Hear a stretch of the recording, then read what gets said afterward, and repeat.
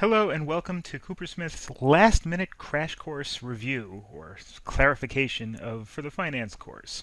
Basically what I'm going to want to do here is there's a lot of material in the finance course, so some of the accounting courses and all that. I kind of want to give you a quick guide to using Excel to figuring out the answers to most of the types of questions that you're going to see on the finance or some of the basic accounting courses that we offer. What I have over here is an open Excel spreadsheet which you need to use in order to pass this exam. So I know that there's also the possibility of doing it on a financial calculator. If you know how to do that, that's fine, but I don't recommend it. What I recommend is using Excel to do the final. That's what it's designed to do. That's what it's meant to do. If you want to do it in another way, that's fine, but I'm not going to be able to help you very much with that. Okay, now when you are talking about most questions, or I shouldn't say most questions, but many questions on the exam for finance are going to be based on having these terms, having these 5 terms, and essentially what you're going to be given is 4 of them and asked to figure out the 5th. I'm going to use some examples, but first I want to tell you what these terms are, because sometimes they are phrased differently in questions, but they're all essentially going to be the same kind of question. First of all, when in Excel you have a number of terms. In other words, when you have an interest problem being something like you put $1,000 in the bank, you make 6% a year for the next 7 years, what do you have at the end? Something to that effect. You've got 5 quantities that you have. You have the n, that is the number of periods. In Excel, the term for Excel is the, in fact, I'm going to put the Excel shorthand term that they use is NPER for number of periods. I'm going to show you how to do the formulas in a few minutes, but in Excel that is called the NPER.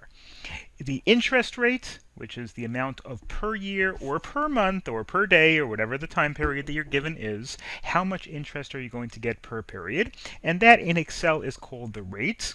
The present value, which means your price now, how much you're investing now, how much you're paying now, how much you're getting now, etc., will be the present value, whatever the thing that you're buying is worth now. The bond amount that you're paying now on a 0 coupon bond, something like that is going to be your present value or your PV. The future value is how much whatever you're dealing with is worth at the end. That could be, for example, a mortgage payment. Usually the future value is going to be 0 because when you finish paying up a mortgage, there's none left to pay. For many other things, if you put money in a bank and you keep it in there for the next 12 years, garnering interest, your future value is going to be how much there is at the end. So again, the present value is how much there is now. The future value is how much there is at the end. Notice that there are different terms. Okay, first of all, and payment. Payment is the amount per month or per year that you are either paying or being paid. If you say, for example, a bond's going to pay you $1,200 a year, so the payment would be $1,200. That's on a per year basis, whereas the future value means at the end. In Excel, that stands for PMT. This also sometimes uses other terms. For example, the number might be phrased as the number of years, or the number of months, or the number of terms. Interest rate can be called just rate. It can be called your return. If you have what's your return on investment? Return on investment means the percentage that you're getting each year. 9% returns on investment means that you're getting 9% interest per year. So it might be phrased like that. IRR, internal rate of return, same idea. Anything having to do with rate or return percentage or anything is the rate in Excel. It's a percentage. The PV may be called the cost, like the price of your house, the value of your investment, how much you originally invested. Sometimes it's called the net present value, etc. Then you have the future value, is sometimes referred to as the amount that it's worth at the end, the amount that it's worth at maturity, the payout at the end, and a payment could be monthly payouts or monthly payments. I'm going to add instead of payouts, payments is probably even a better term because that's especially true when you're talking about things like mortgages. Your monthly payments, your annual payments, anything you're paying like that will essentially be called a payment. Now, in terms of executing something like this in Excel, getting all of them is very simple. You just have to use the formula and input the other four values. Now the way this works, for example, what if you have the other four values and you're looking for the number of periods? It's asking you get 6% interest per year, you put in $1,000 for you don't know how many years, and you end up with $1,456 at 7% interest. How many years did you put them in for? That's the kind of question that would get for the number of periods. And the way you do that, you go into your Excel box, you say equals. Whenever you start with an Excel formula, you put in the equals, and then you put in the term that you're looking for. In this case, it's the number, which, as I have over here, is NPER. Open the parentheses, which is Shift 9, open the parentheses, and then it tells you in little numbers, and little, right beneath your screen over here, it tells you what you have to put in. So first we're going to start with the rate. So in my example, it was 7%. For 7%, either you can put 7%, or as I like to do it, 0.07. That's the same thing. 7.07 is the same thing as 7%. And then put a comma. Then it will move the bold to the payment, which is the amount you're getting each month, or the amount you're giving each month, depending on the situation. And in this case, in my example, there were no payments. There were no monthly payments, so I'll just put 0, put another comma. The present value is the amount you put in. If you're investing money, it would be a negative amount. If you're getting money, it would be a positive amount. So let's say I told you $1,000, so I put negative $1,000, because that's the amount I'm putting in. Future value is the amount that you're ending up with. I forget what I said a few minutes ago. I think it was something like 1426, whatever it was. I'm going to put another comma. And then for the last one, use the type, which is either 0 if the payments are at the end of the period, or 1 at the beginning of the period. Unless stated otherwise, you could assume it's at the end of the period, because that's normally when interest rates get paid out. So if I use these, I now have number of periods, and I have all four quantities listed in there along with the 0 for the end of the period. Close my parentheses, that's a Shift 10, press the Tab button, and it will tell me the number of periods. And in this case, the answer is 5.24. You can round it off to, it's 5.24, etc., whatever, but you can round it off to, let's say, 5.25, which is 5.25. So that's an example if you have the number of periods, if you need the number of periods and you have the other four quantities. Interest rates, and there are other ways to do this, but I'm doing it in the most simple and straightforward way. Interest rate is, it's the same idea, except this time you put in the rate. You want to know how much interest you're paying. Let's say, for example, you have a car loan and you're paying, you bought the car for $25,000 and you're paying $28,000 over the course of 72 months, whatever. You want to know what your rate is per month.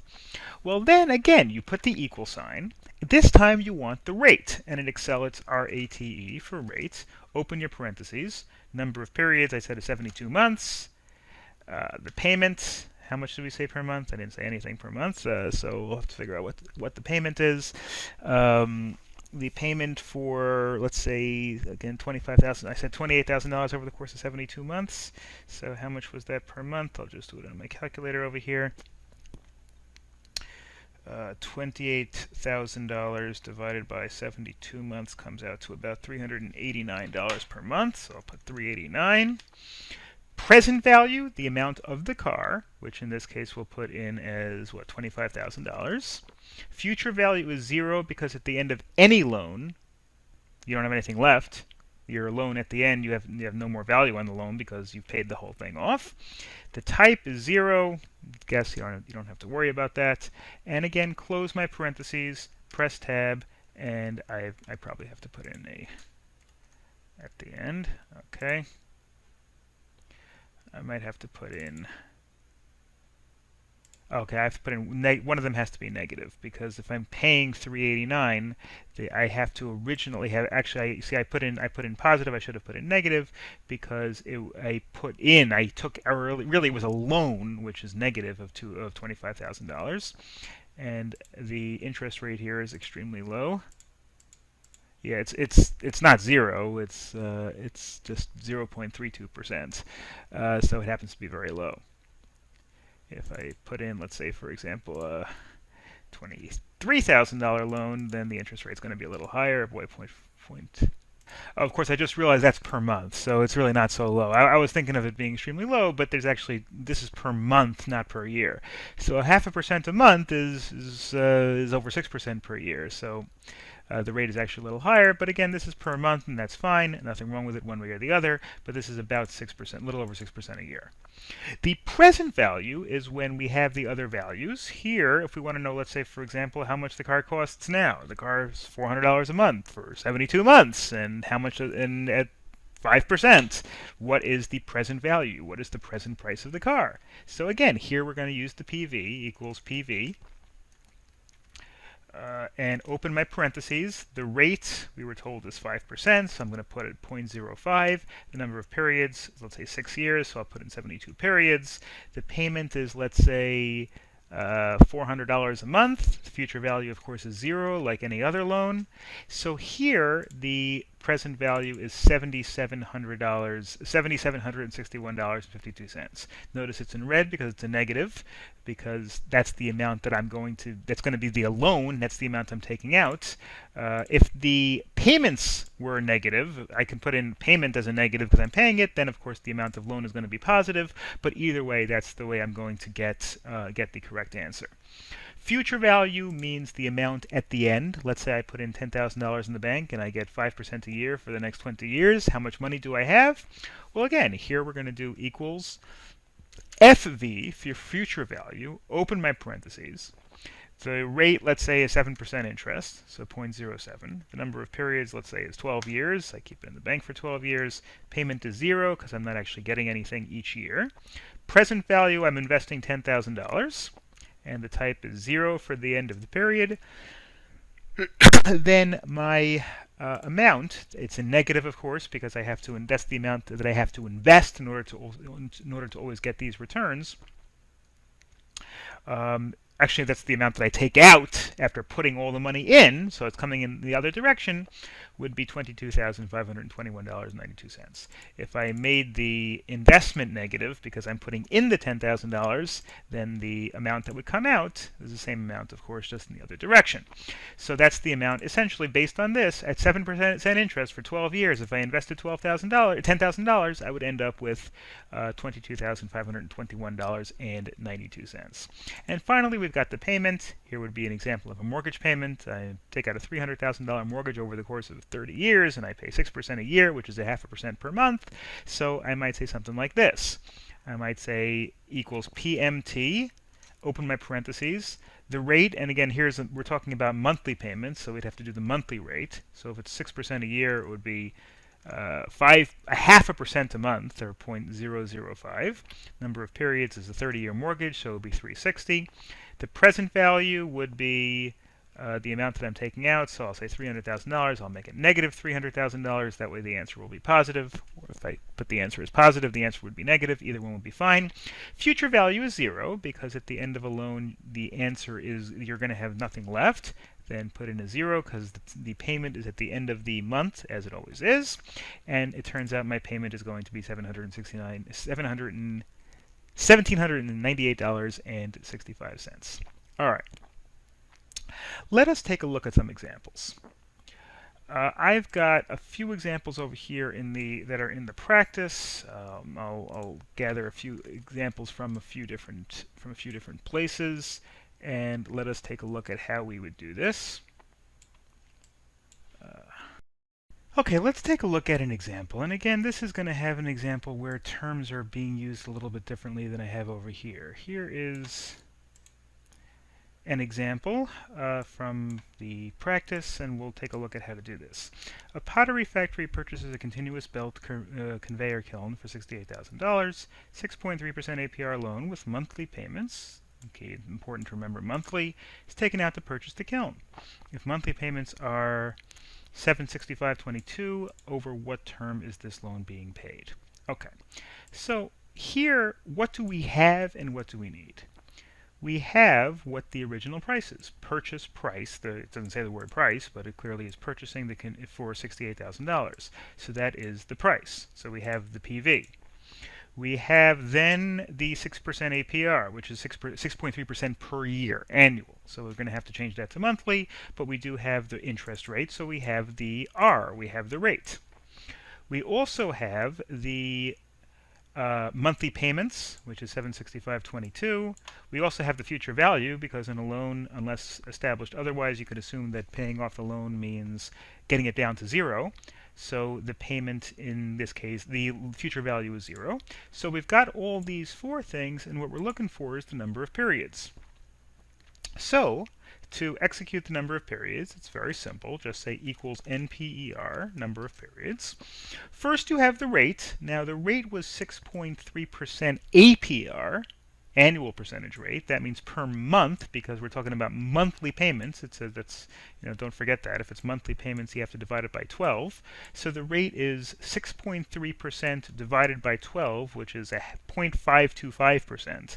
So I can say 0.525%, or I can say 0.00525. Then the payment, which we are told is 765.22. Now again, the payment could be negative and the price could be positive, or the payment could be positive and the price could be negative. One of them has to be negative, one has to be positive. Doesn't matter which one, because it depends on whose side you're looking at it from. You're looking at it from the bank side, well then the original loan is negative and the payments are positive. You're looking at it from the buyer side, then the original loan is positive and the payments are negative.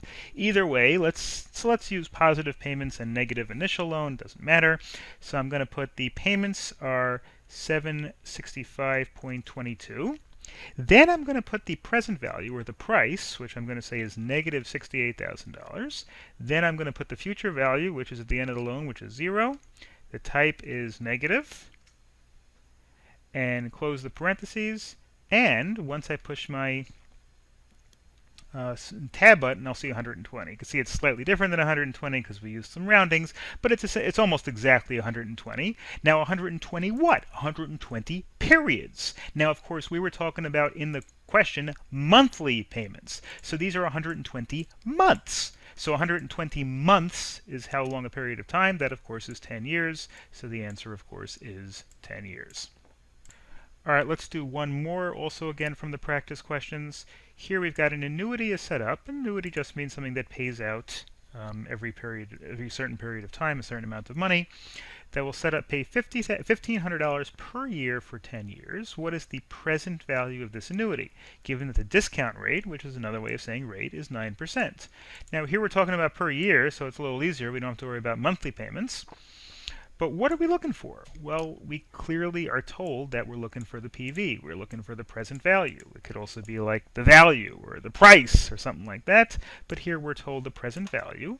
So I'm going to use this line over here for PV. I'm going to use the equals PV formula. Open my parentheses. The rate we're told is 9%. Again, in the question, it said 9% right over there. The rate is 9%. So I'm going to say 9% or 0.09, either way.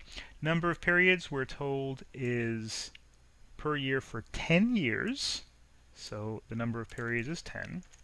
The payment we're told is the annuity is $1,500 per year. So I'm going to put in 1,500. Again, it could be, you could put a negative and the answer will be positive. You could put a positive, the answer will be negative. Doesn't matter. Future value, again, is going to be 0 because once first of all, you're not given a future value, and second of all, an annuity, once it's done, it's done. If you get paid out over the course of the next 10 years, $1,500 a year, well, then you're out. You got nothing left. So now it's down to, now your annuity is worth 0.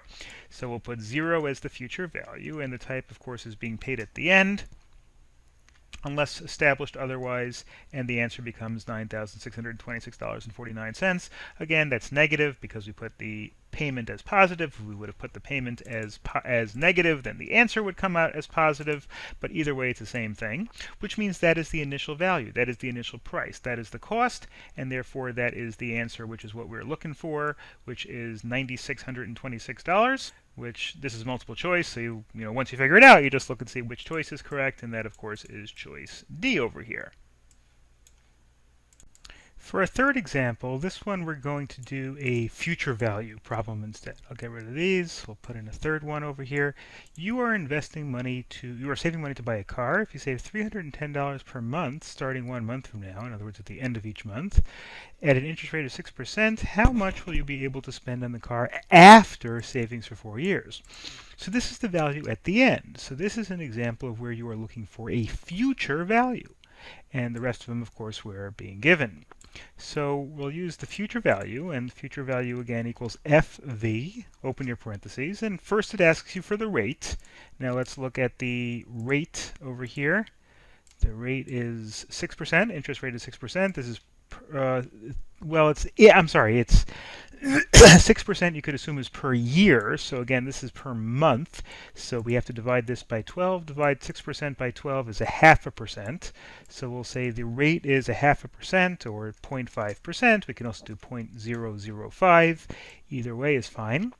Next we are asked for the number of periods, and this tells you, let's see, 4 years. So how many months is that? Again, because we're talking about 310 per month, so that's 4 years, that's 48 months.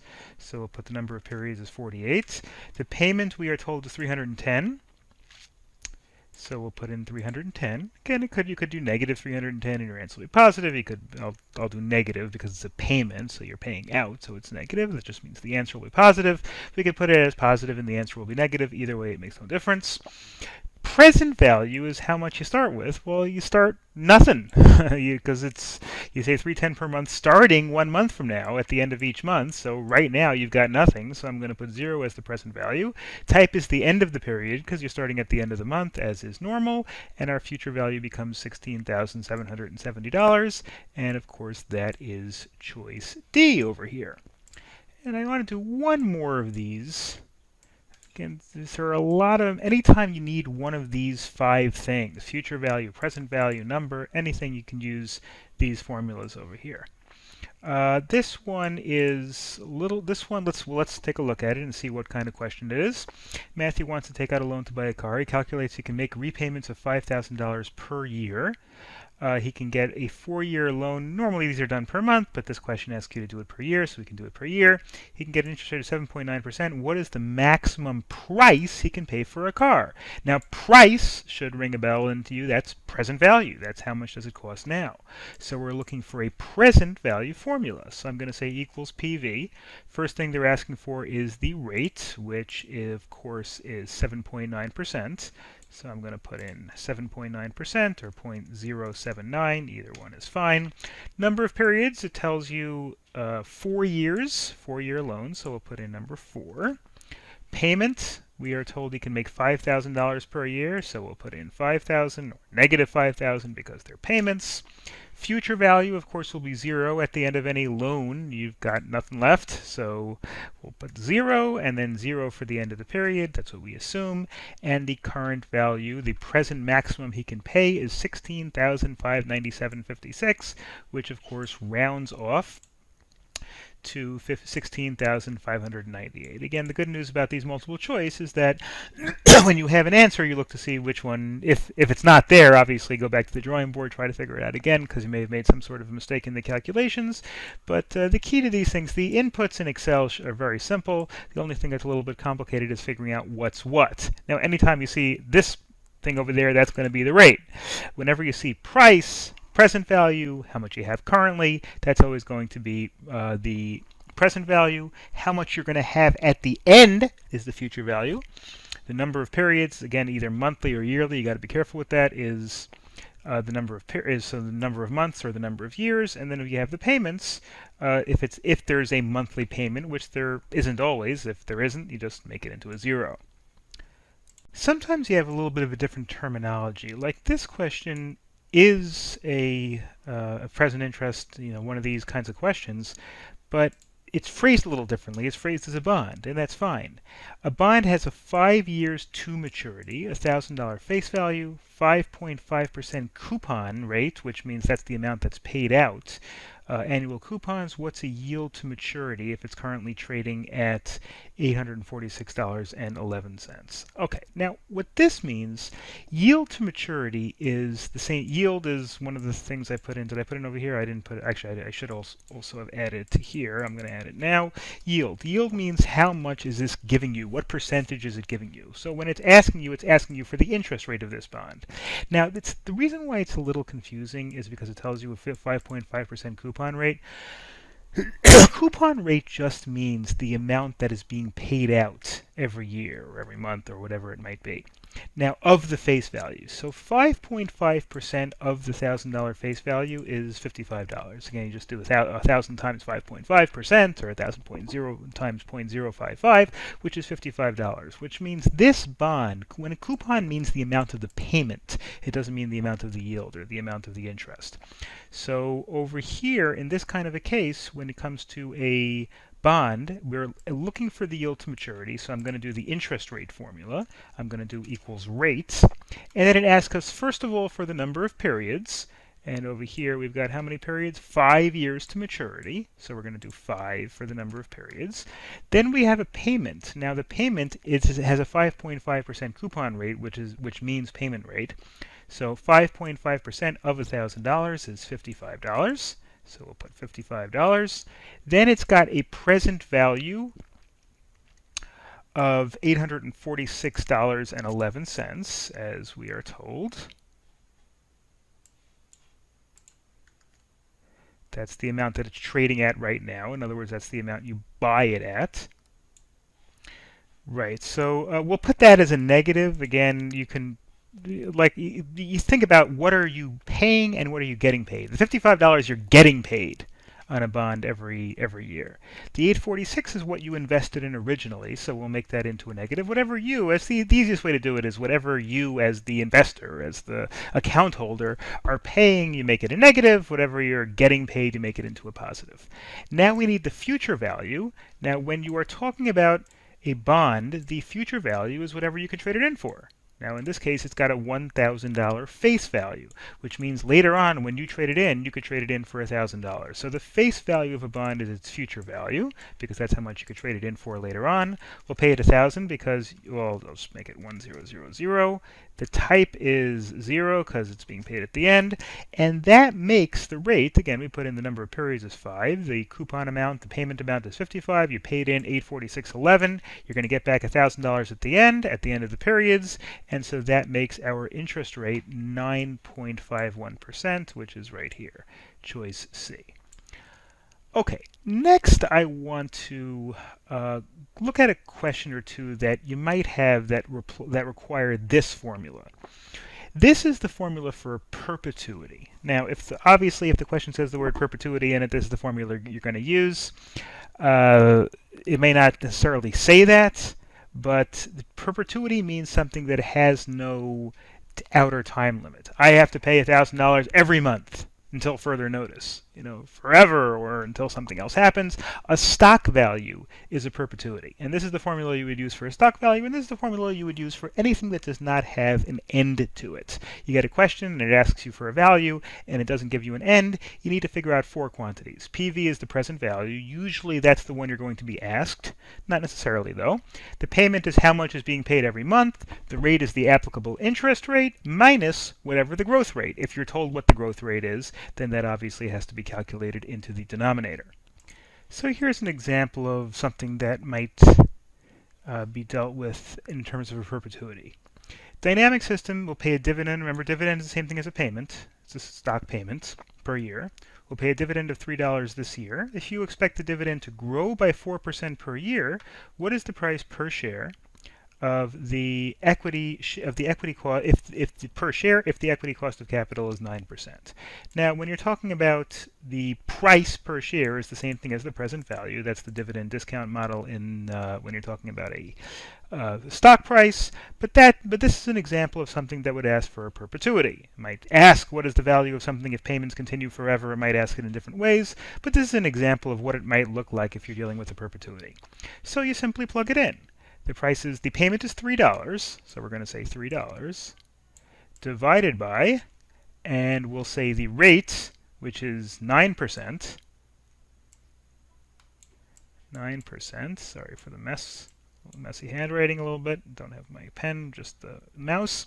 Minus the growth, and here we're told the dividend is to grow by 4% per year.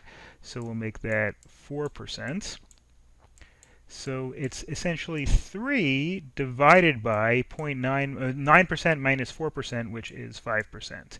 Now 5% is of course the same thing as 0.05. If you do it on a calculator, 3 divided by 5% is the same thing as 3 times 20, because it's 3 divided by 1 over 20. Overall, it's the same. 3 divided, if you do it in a calculator, you'll come out to $60. And of course, that would be the correct answer in this case. And now that we've gone through the complicated types of assignments, or types of questions, let's look at some other types of questions that require more simple math. Again, these are not going to require anything complicated, any complicated Excel formulas, but still we should understand how to do some of these, because some of these are basic arithmetic. They're very easy to do, but you just have to kind of understand them. So let's just expose you to some of the different types of questions you might get, just to give you an idea how to go about solving them. Mike owns 15% of the stock of Mikey Corporation. If Mikey makes a dividend payment of $10,000 paid proportionately to its shareholders, which means it's paid equally based on the percentage of stock that you own, how much this amount would Mike receive disregarding tax? Sometimes you might be asked to actually include the tax. That we'll see in the next question. Then, of course, you have to account for the tax. But otherwise, you got a very simple question over here. They're paying $10,000, and Mike owns 15.5%. So 15.5% of $10,000. Now, in arithmetic, of means times. So basically, you would do 15.5%, which is 0.155. That's the decimal point, so it's 0.155 times $10,000, and the answer, of course, would be $1,550. Very simple question, so the answer, of course, over here is this one. This question goes one mini step further and asks you to include the tax in your calculations. Mike owns 15.5% of the stock of Mikey Corporation. If Mikey makes a dividend payment of $10,000 again, paid proportionally to its shareholders, but 20% of this, really it should be before the dividend, but okay, of this will be paid in corporate taxes. How much of this, I'll say a pre-tax dividend payment, pre-corporate tax dividend payment of $10,000, but 20% will be paid in corporate tax. How much would Mikey receive? Actually, let's take out the disregarding tax, because in this case we are regarding tax. Well, so in this case, you have to take the $10,000 and you have to subtract 20% of it. Now, of course, 20% of $10,000 is $2,000. So subtract the $2,000, and now you've only got 8% to pay out.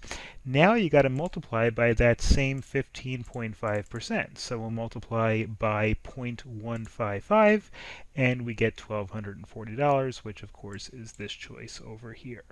Simple enough. Okay, and whenever you get a question about taxes, how much will taxes be paid, just apply the base income, whatever the income is. If the income is $1 million and the tax rate is 30%, well, it's 30% times $1 million. You can do it in your calculator, you can do it in your head. $300,000 is going to taxes. That might be the end of the question. That might be an element of the question, but don't panic when you see taxes. There's no complicated tax law over here.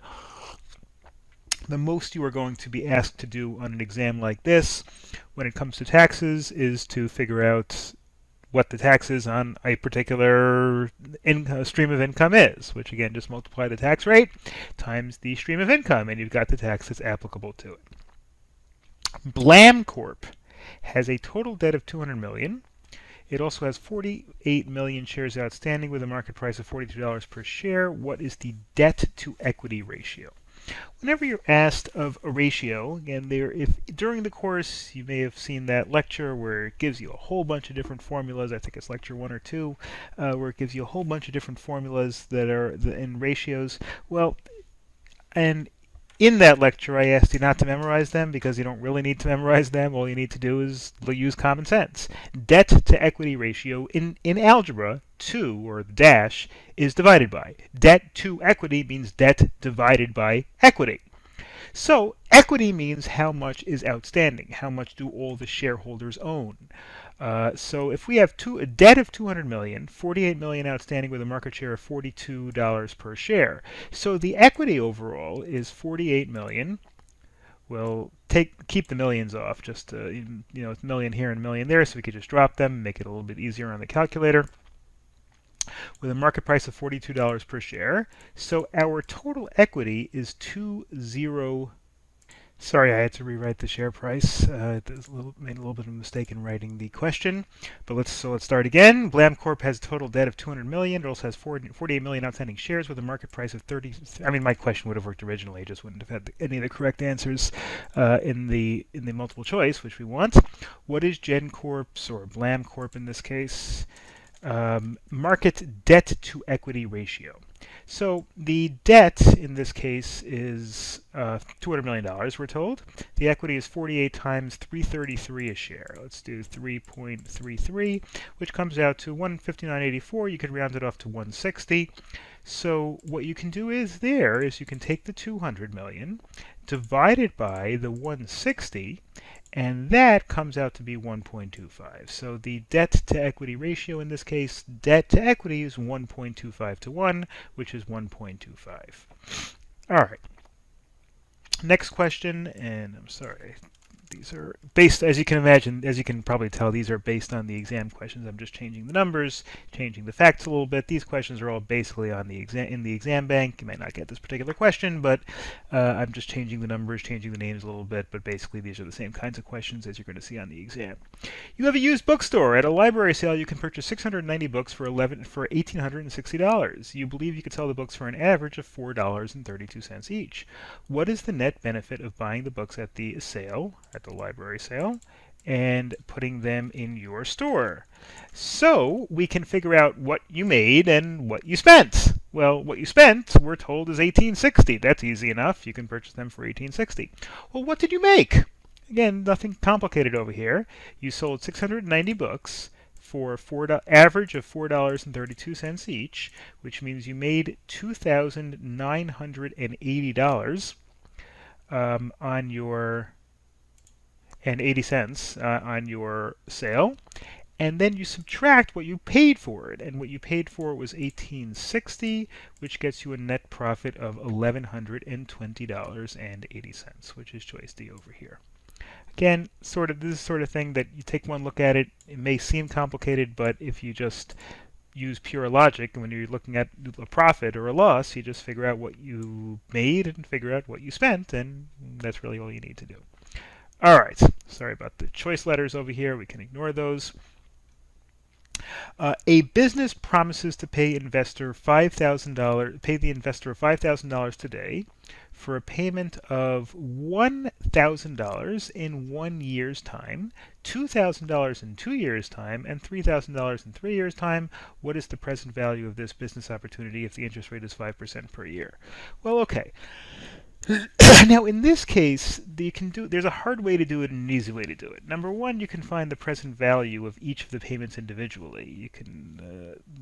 But the easiest way to do it is something that we didn't cover before, is something called the net present value formula. The net present value formula, instead of putting in payments and years and future value and present value, it allows you to figure out the present value, the net present value, of a stream of payments that are different over the course of the years. And to do that, in Excel, very simple, this time you'd use NPV. So equals NPV for net present value. Open it. First thing, the only thing it asks you to pump in is the rate and each of the payments in order. Now in this case, the rate is 5% per year. So we'll put in 5%, or 0.05. Then it asks you for each of the payments. We don't have to worry about the 6,000. We don't have to worry about the 5,000 today because, well, later on, the truth is we'll calculate that at the end because you're paying that today. Now you just want the value of the stream. You're paying $5,000 today. So today for $1,000 in a year's time, that's the first payment. $1,000 in a year's time. How much in 2 years' time? $2,000 and $3,000 in 3 years' time. $2,000 is the second payment, which is assumed that to be after year 2. $3,000 is the third payment after year 3. Close our parentheses. That's all the information we need. And the present value of that is $5,357.95. And of course, we're paying $5,000 today for $5,357 of present value over the course of the next 3 years, and therefore the correct answer is this, $357. Okay, next, suppose you invest this is our last one. Suppose you invest $25,000 by purchasing 100 shares of Abbott Labs at 100 per share, 200 shares of Lowe's at 30 per share, and 100 shares of Ball Corporation for 90 per share. The weight of Abbott Labs in your portfolio. Weight essentially means the percentages. Now, the way I did this when we covered it in the lecture is to simply make a little chart. This one looks complicated, but again, it's a very, very simple chart. I'm going to put 3 of them over here, Abbott, Lowe's, and Ball.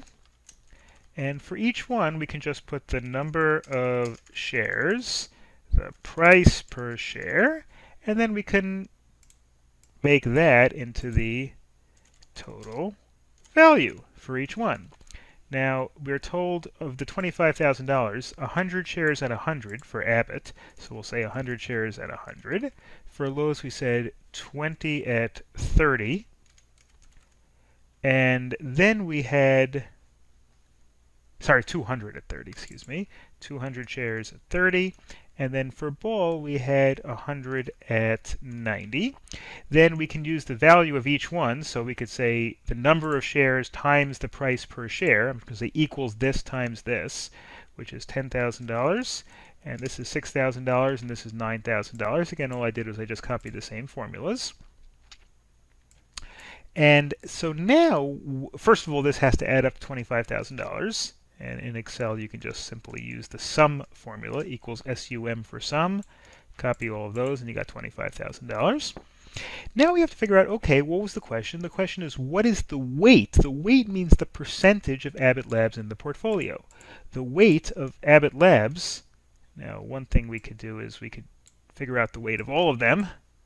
And then, if we wanted to do the weight, what we would say is the total is the value of the particular stock divided by the total amount, which is $25,000. So if I do that, and I turn it into a percentage, it becomes 40%. Now, of course, Lowe's would be 24%, Ball would be 36%, but the answer to our question was 40%. All right, I think those are kind of a representative samples of the kinds of questions that you're going to get. Again, if you have to figure something else from an arithmetic standpoint, just use it logically. If you see a ratio, just look at the words of the ratio, and if it's something to something else, it means divided by that thing. Let me know if you have any questions, and thank you for watching.